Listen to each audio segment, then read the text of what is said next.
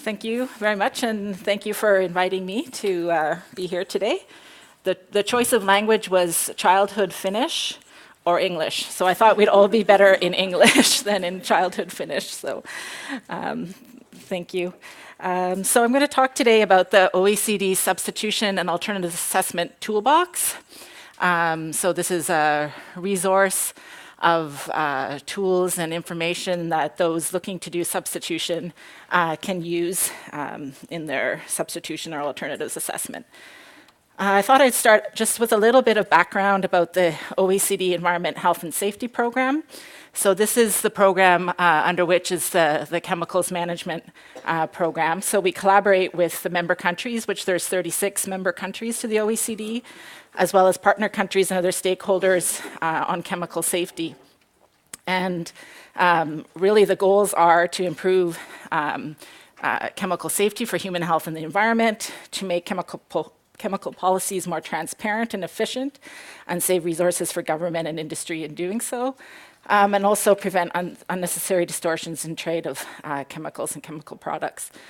In the past, most of the OECD chemicals program was very much focused on testing, so testing methods, OECD test guidelines, and assessment methods. But more and more, there's interest from the member countries to also work on risk management. So we have a risk reduction program, and the Substitution and Alternatives Assessment Toolbox has been created in the context of the Ad-Hoc Group on substitution of harmful chemicals. In the risk reduction side, we also have a group looking at shifting to safer alternatives for perfluorinated chemicals. We have an expert group on risk management, including socioeconomic analysis, which we've just started, had its first meeting this year, and an issue team on sustainable chemistry that over the years has worked on different topics and is more recently working on sustainable design of plastics. So the Ad-Hoc Group on Substitution was established in 2012 to further tools and approaches to support decision-making for substitution. So we have member countries, industry, NGOs, and other experts that are part of the group. If you go to our website, you'll see the different outputs of the group. Earlier this year, we published 2 documents. One that was a report from a workshop that we did on approaches to support substitution and alternatives assessment. And the other was a cross-country analysis of approaches to support alternatives assessment and substitution. But today I'll be really focusing on the development of the toolbox and giving you a flavor of what you can use from the toolbox. Just briefly about the Ad Hoc Group. So it's really a forum for information sharing among countries and other stakeholders. So try to increase awareness of approaches that different groups are using to support alternatives assessment or substitution. Look at the different challenges and goals that are in place. Also, what types of information or processes are used for decision making, and really also to build networks so people can go to each other. Also, when they have substitution questions, or even build contacts between countries, so they can have this network. So soon after the group was established, they were thinking about, so what could be done to advance substitution and alternatives assessment. And one thing was that there's a lot of tools that are available for substitution. There's also many frameworks that have been developed. And the thought was, well, can we put these all together in one place, sort of a repository, so that people can have sort of one-stop shopping for a number of the tools. And there was also the idea to collect case studies of actual substitution. And so the Alternatives Assessment Toolbox was created. So as I mentioned, it brings together all these different resources. So it's kind of like your toolbox. If you want to fix your furnace, you have all the tools. The tools won't do it, won't fix the furnace for you, but there are resources that you can use. So it won't, it's not a toolbox that will conduct an alternative assessment for you, but direct you to different information or other tools that you can use in this context. So the toolbox was actually first launched in January 2015, and it's updated on an ongoing basis. So this is just the first page of the toolbox, but what I'll do is I'll go directly to the toolbox to give you a flavor of the different types of information that are in there that you could then use. So.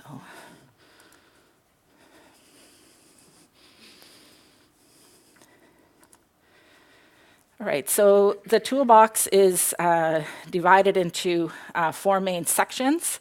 So it has an alternative assessment selector tool. Does that show up? Yeah, okay, great. Alternatives assessment framework section, section on case studies and other resources, and a section on regulations and restrictions. So most of the work in the toolbox is within this alternatives assessment tool selector. So there are 2 types of sources within the tool selector. There's what we've called tools, which are different programs or sources that can be used to do an alternatives assessment. And then there's data sources, so where you can find information to inform your alternatives assessment or substitution. So for the tools, right now we're on the tools. So we have how the toolbox is created is you have all the tools listed here below. You have the summary of the tool, a link to the tool website. For example, green screen for safer chemicals. If I click here on the summary, I see more information on this tool. So the green screen was developed by Clean Production Action to support transition to safer chemicals. So we have who's developed the tool, in this case Clean Production Action, what the tool's capabilities are. So in this case, looking at intrinsic characteristics for human health. Also, what's applicable for different types of chemicals. This one's also works for inorganics or polymer substances. The different types of hazard endpoints that can be considered in the tool. So in this case, there's different human health hazards that are taken into consideration along with environmental hazards, environmental and chemical physical properties. We've also tried to document in here what type of data a user would have to input into the tool, and then what type of output it is. So in this case, it's really a manual method, so you don't have some type of electronic output, but there's other types of tools that you would have a different type of output.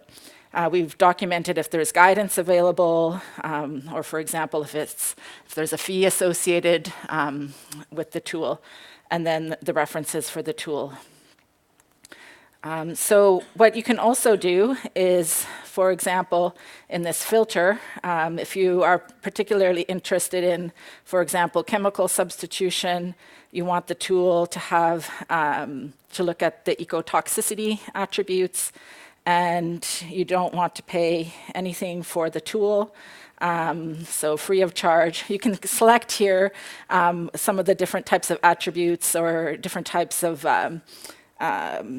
elements of the tool and filter the tools in those ways. So then below you would only get, you would get the tools that comply with 100% of your filtering criteria or a lesser number of your filtering criteria.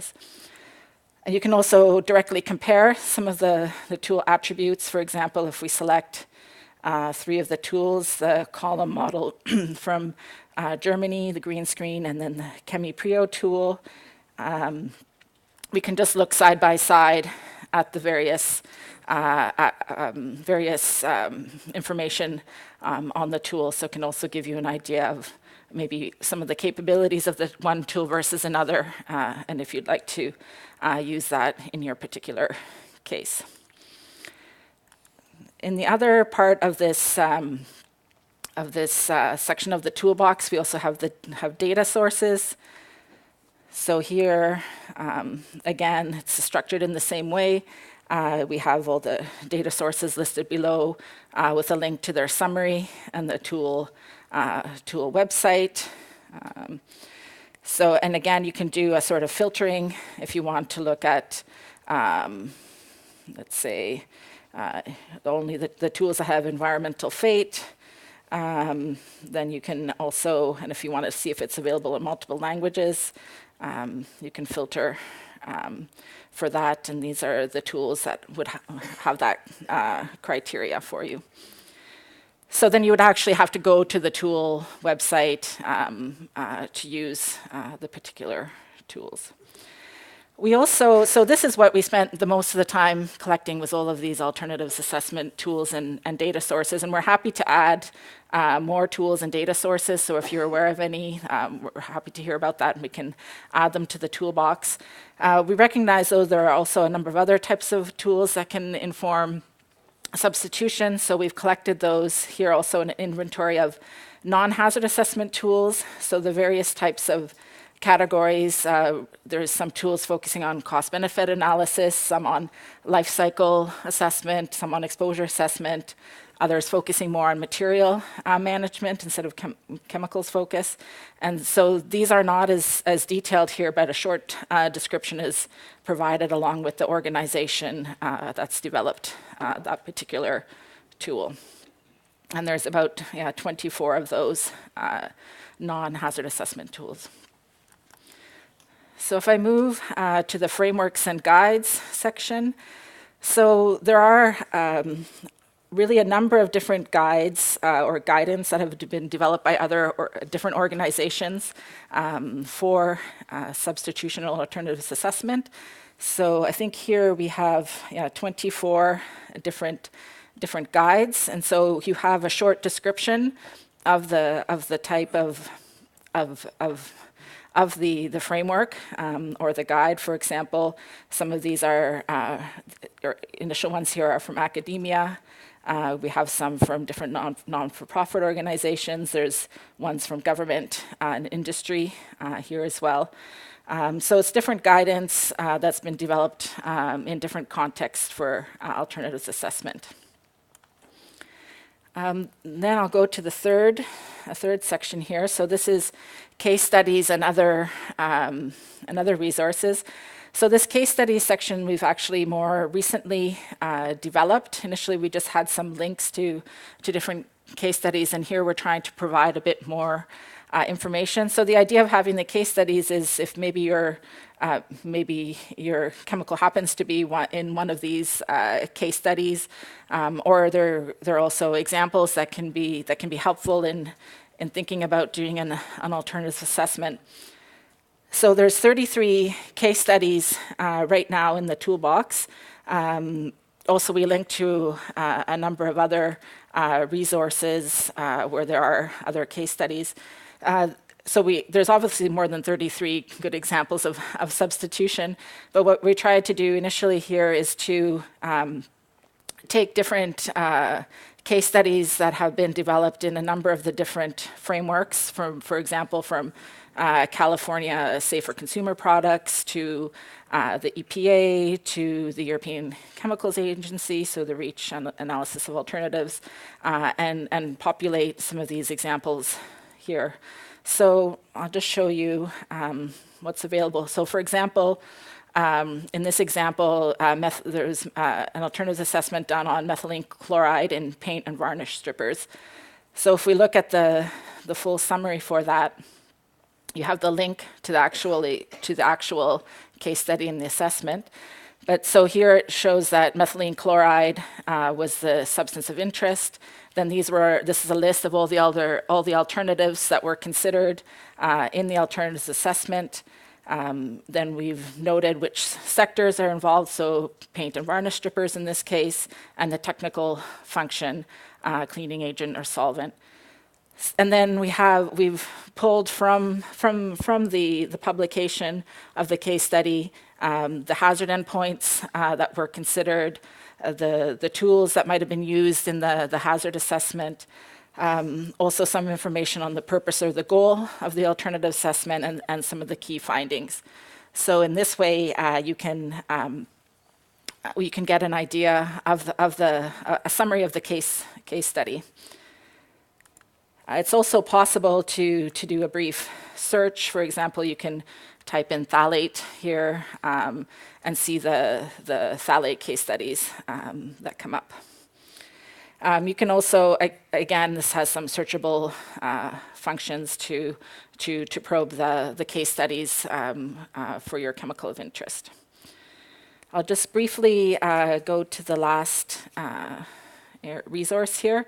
So what we've done here as well, so an interest also in substitution is to look at where something might be regulated or restricted. So different countries have provided links, and also industry and NGOs to some substitution list or regulated lists. So this is also a helpful resource. So I'm just going to go back to the presentation.